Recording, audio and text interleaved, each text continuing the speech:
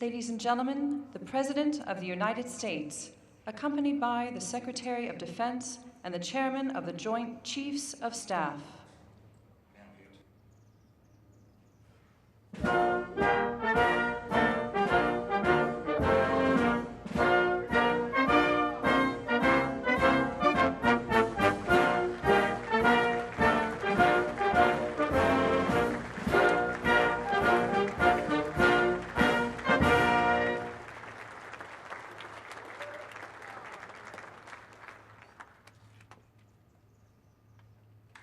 Ladies and gentlemen, Chaplain Colonel James Foster, Command Chaplain, Joint Task Force, National Capital Region, and the United States Army Military District of Washington.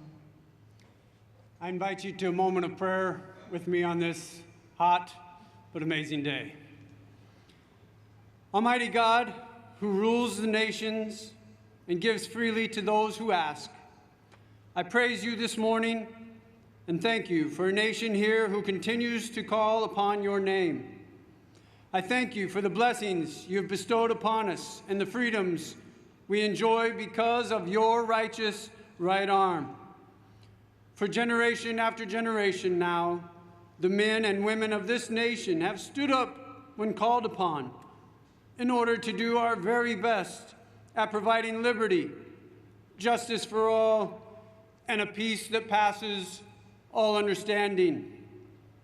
The headstones surrounding this amphitheater and a multitude of others around the globe stand in representation of the brave souls that have gone on before us, and for which we give particular thanks today.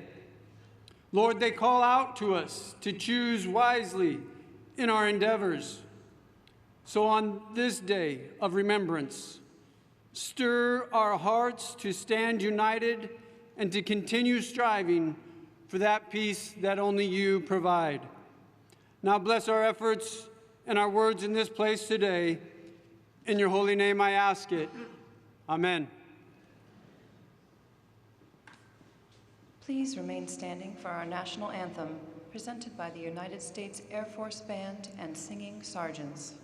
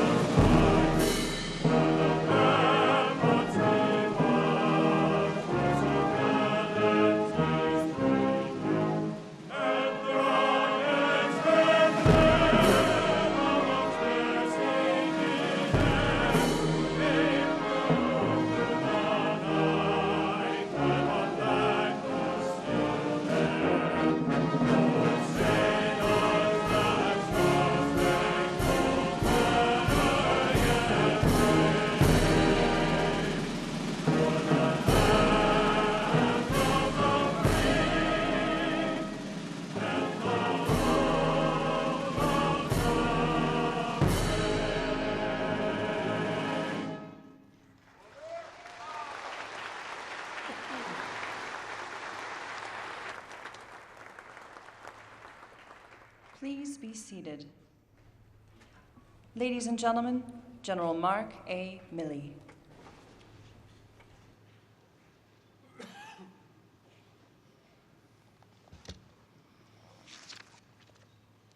Mr. President, Madam Vice President, Secretary Austin, distinguished guests, fellow Americans, and most importantly, Gold Star families, welcome to all. And it's an honor to join you all in solemn remembrance and reflection on this 154th observance of Memorial Day for the over 1 million Americans who have given the last full measure of devotion in service to our country. Beginning with the founding of our nation, more than 42 million Americans have worn the cloth of our country. From Lexington and Concord to Yorktown, from Manassas to Appomattox, in Bellawood and Normandy and Iwo Jima, Busan, Incheon, the Ia Drang, Ramadi, Mosul, and the Arghandab. These places are forever etched in our national vocabulary and in our collective memory. The story of the sacrifices made is the story of our nation. It's the story of our values. And behind every fallen soldier, sailor, airman, and Marine is a family whose sacrifice beats in the heart of every American. On this day, reflect on the parents who grow up without the comfort of their child, of the children who grow up without a parent. For the families of our fallen, every day is Memorial Day. Our fallen fought and gave their lives for an idea, a simple yet powerful idea, the idea that is America, embedded in our founding documents, the Declaration of Independence and the Constitution, for which we swear an oath. The idea that here in the United States of America, every single one of us is born free and equal.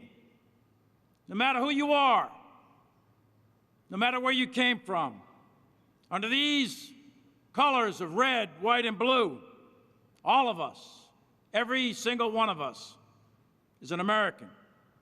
And our fallen lived knowing that freedom and the idea that is America is worth fighting for, and is up to us, the living, to ensure they did not die in vain. And we do that by recommitting ourselves to the idea, the values that constitute America. That we hold these truths to be self-evident, that all men and all women are endowed by the Creator with the inalienable rights of life, liberty, and the pursuit of happiness. And we uphold the cause, not just for which they died, but the cause for which they lived. And we must continue. We must live a life that is worthy of their sacrifice. And we continue to build this nation and never forget the idea that is America. So on this day and every day, may God bless our fallen and the cause for which they gave their all. It is now my privilege to introduce the Secretary of Defense, a man who I have personally witnessed his leadership in the crucible of battle. And I have had the pleasure of knowing him for a quarter of a century.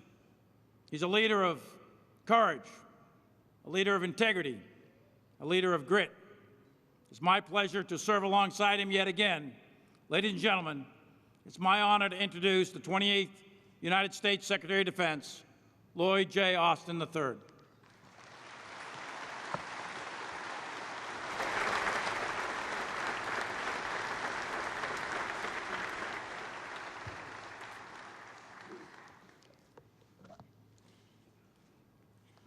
Mr. President, Dr. Biden, Vice President Harris, Mr. Imhoff, fellow members of the Cabinet, General Milley, and members of the Joint Chiefs of Staff, good afternoon. To our distinguished guests, our service members, and my fellow veterans, thank you for letting us share this day with you. And to the Gold Star and surviving families here, you honor us with your presence. I know that when you look across this hallowed ground, you ache for those you have lost. Your devotion to your loved ones has never faltered. And in turn, America owes all of you support that does not waver. We renew that dedication every Memorial Day. And as we do, we also renew our faith in our democracy and the values of self-government that bind us together as Americans. We understand the stakes. In the 21st century, the security of the world hinges again on the survival and success of the American experiment. And in turn, that great experiment relies on the American patriots who volunteer to keep their fellow citizens safe and their nation secure. And these patriots carry the moral force that can be wielded only by free people defending their inalienable rights and the rule of law.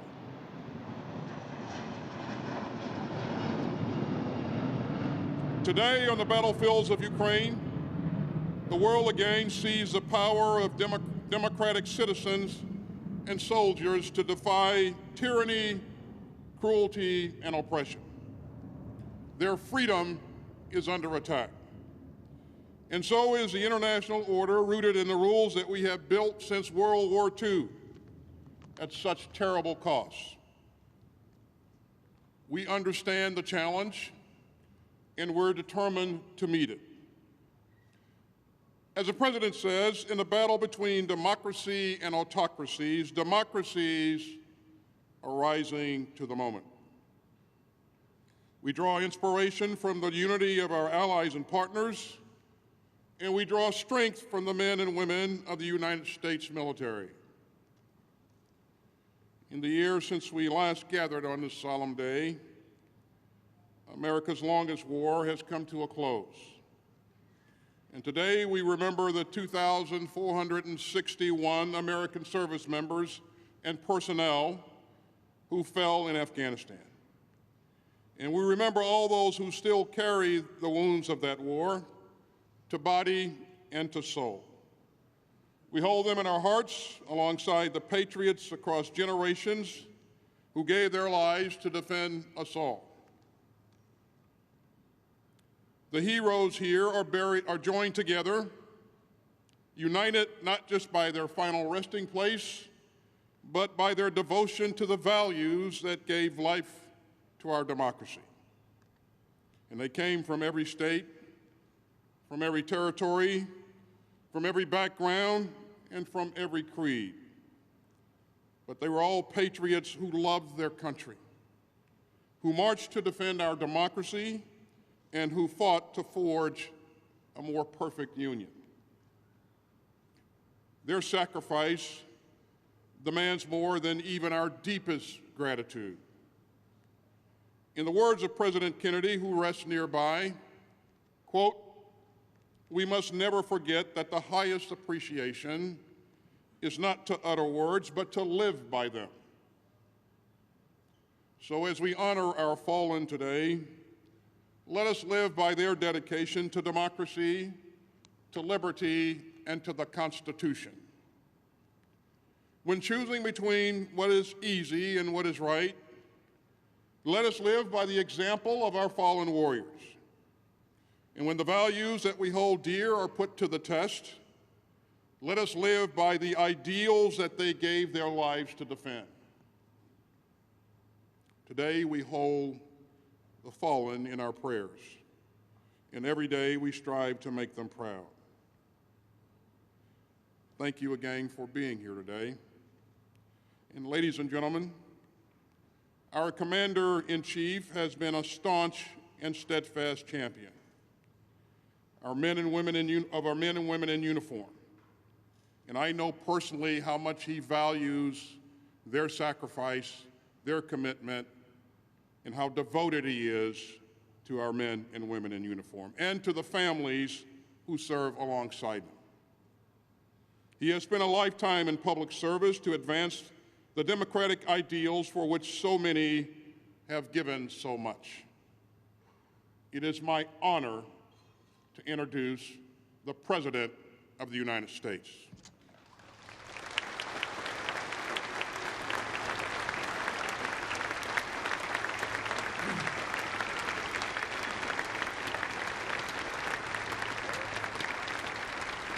Thank you. They lie here in glory and honor in quiet rows in Arlington, in cemeteries in Europe that I've visited, many of you have, in graves across our country, in towns large and small, America's beloved daughters and sons who dared all, risked all, and gave all to preserve and defend an idea unlike any other in human history. The idea of the United States of America. And today, as a nation, we undertake a sacred ritual to reflect and remember, because if we forget the lives that each of those silent markers represent, mothers, fathers, siblings, spouses, children, if we forget what they sacrificed, what they made, so that our nation might endure, strong, free, and united, then we forget who we are. Who we are. Ladies and gentlemen, our First Lady, the love of my life, Jill, Vice President Harris, the Second Gentleman, Secretary Austin, General Milley, Joint Chiefs of Staff, Cabinet members, Gold Star families, most importantly, and survivors. Today, we renew our sacred vow. It's a simple vow, to remember, to remember. Memorial Day is always a day where pain and pride are mixed together. We all know it sitting here. Jill and I know it. Today's the day our son died. And folks, for those who have lost a loved one in the service of our country, if your loved one is missing or unaccounted for, I know the ceremonies reopen that black hole in the center of your chest that just pulls you in, suffocates you. I said 7 years ago today, our son, Major Bo Biden, took his last breath at Walter Reed. Major in the Delaware Army National Guard, he insisted on deploying to Iraq with his unit for a year when he was Attorney General. Came home a decorated soldier, Bronze Star, Legion of Merit, Delaware's Conspicuous Service Cross. He didn't die in the line of duty. He came home from Iraq with cancer. It was horrific cancer that stole us from him. Stole him from us. But still, it always feels to me on Memorial Day, I see him, not as he was the last time I held his hand, but the day I pinned his bars on him as a second lieutenant. I see him with me down at the Delaware Memorial Bridge, hugging all the Gold Star families. Days like this bring back before your eyes their smile and their laugh. The last conversation you had, each of you know it, the hurt can be overwhelming.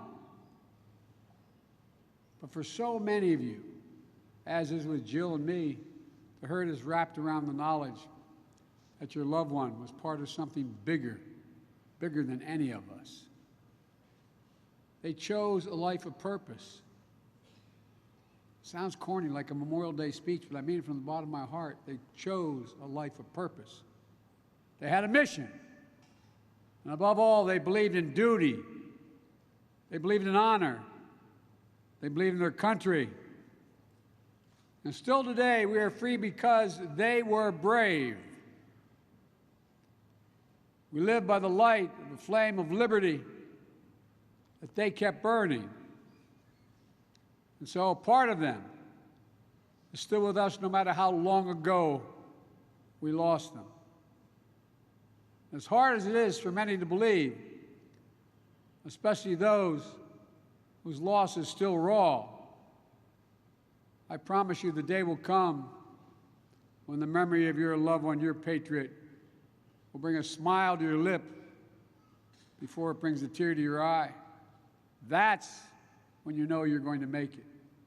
Today, American service members stand watch around the world. And as many of you know, at often a great personal risk. And this Memorial Day, we know the memory is still painful for of all the fallen who lost their lives during the last 2 decades in combat. Each of them leaving behind a family, a community, hearts broken by their absence, and lives that will never be the same. We see in the hundreds of graves here in Section 60 at Arlington, reminder that there's nothing low risk or low cost about war for the women and men who fight it. 7,054 American military members gave their lives over 20 years of our Iraq and Afghan conflicts. Untold others died of injuries and illness connected to their service in these wars. And the enduring grief borne by the survivors is the cost of war that will carry as a nation forever. And so, to every Gold Star family, to every survivor and family member and caregiver, this grateful nation owes you as well as the mercy you lost. And we can never repay the sacrifice. But we will never stop trying. We'll never fail in our duty to remember. With their lives, they bought our freedom. And so with our lives, we must always live up to their example, putting service before self, caring for our neighbors as ourselves, working fervently to bring our union just that much closer to fulfilling the founding creed. As the Secretary said, that all women and men are created equal.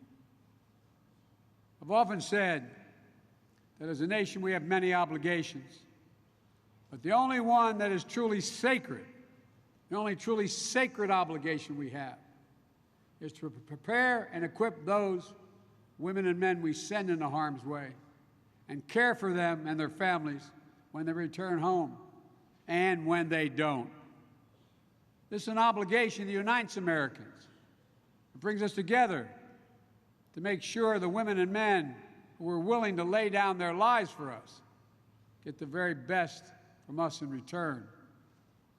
I want to acknowledge that we're making progress in key areas like comprehensive bipartisan legislation that is advancing in Congress that will deliver health care services and benefits to veterans and their survivors impacted by toxic exposures.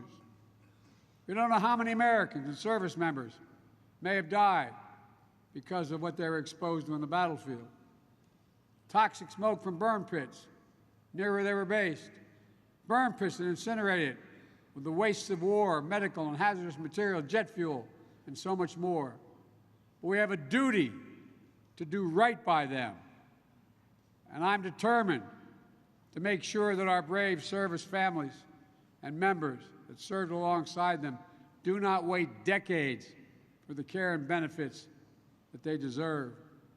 And that's why we're working so hard to find out what the facts are. Where we can still save lives, we have to act. All of us also have a duty to renew our commitment to the foundational values of our nation in their honor. For those are the values that have inspired generation after generation to service.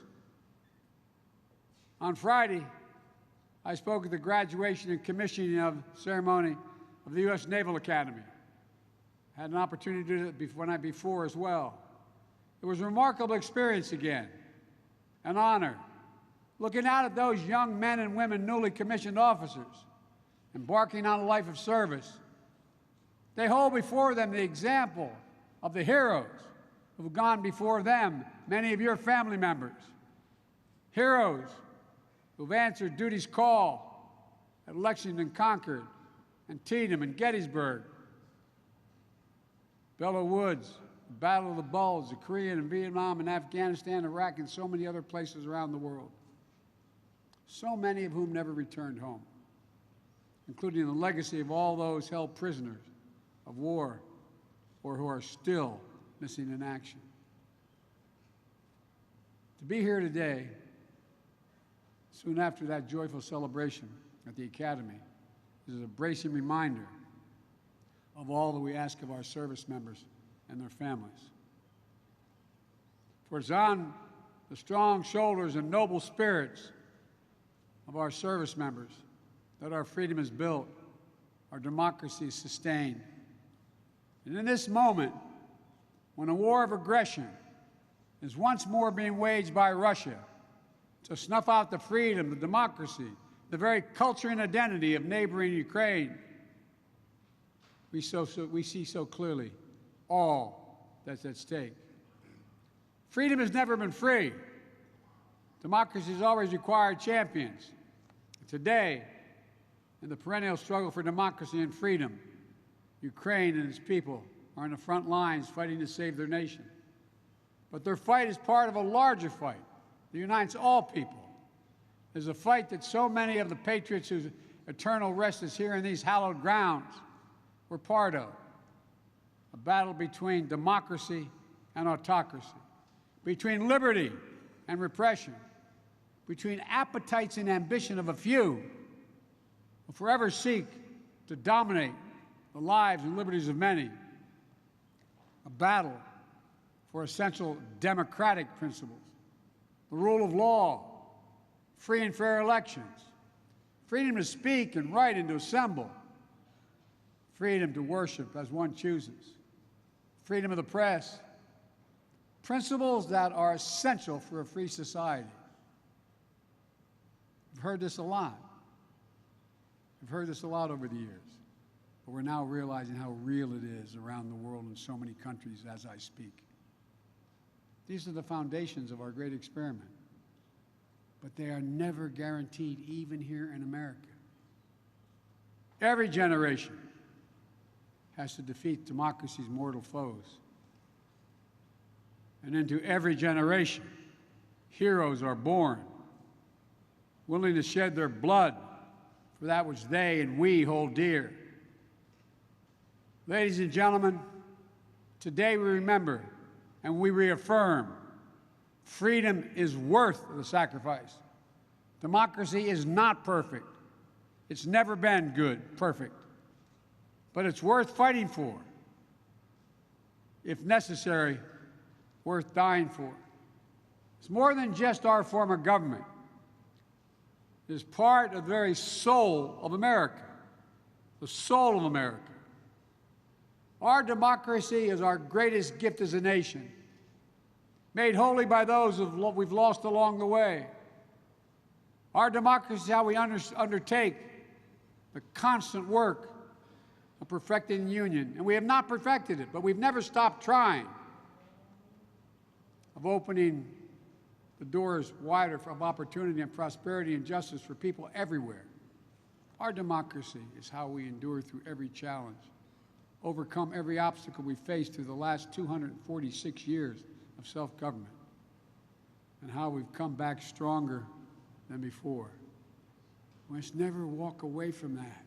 We must never betray the lives laid down to make our nation a beacon to the world, a citadel of liberty and justice for everybody. This is the mission of our time. Our memorial to them must not be just a day when we pause and pray. It must be a daily commitment to act, to come together, to be worthy of the price that was paid. May God bring comfort to all those who mourn. May God bless our Gold Star families and survivors. And please, God, protect our troops. God bless America and all of you. Thank you.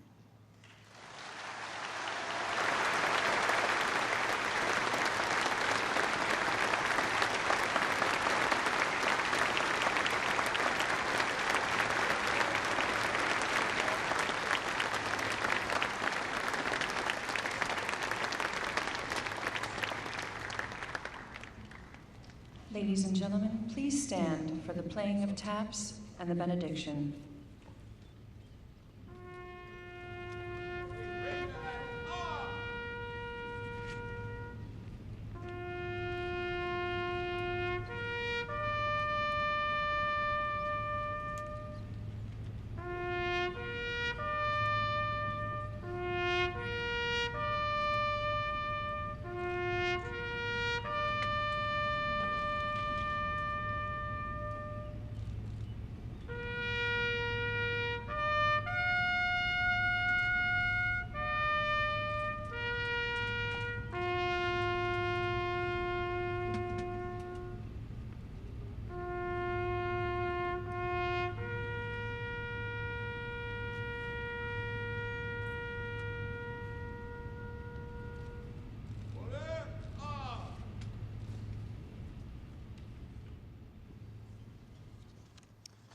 Please join me in this closing prayer.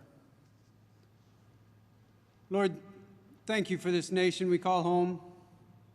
Thank you once again for those who, as the song says, more than self their country loved, and for the families of those fallen that are still grieving today. These are the patriots who continue to pay the price for the peace and security we enjoy. Now, God, bless us with your Spirit as we strive to honor their full measure of devotion, and bless with strength and courage those who faithfully continue to serve. Now, God bless America, her leaders, and all her children. Amen. Please remain standing for the singing of America the Beautiful, performed by the United States Air Force Band and the Singing Sergeants.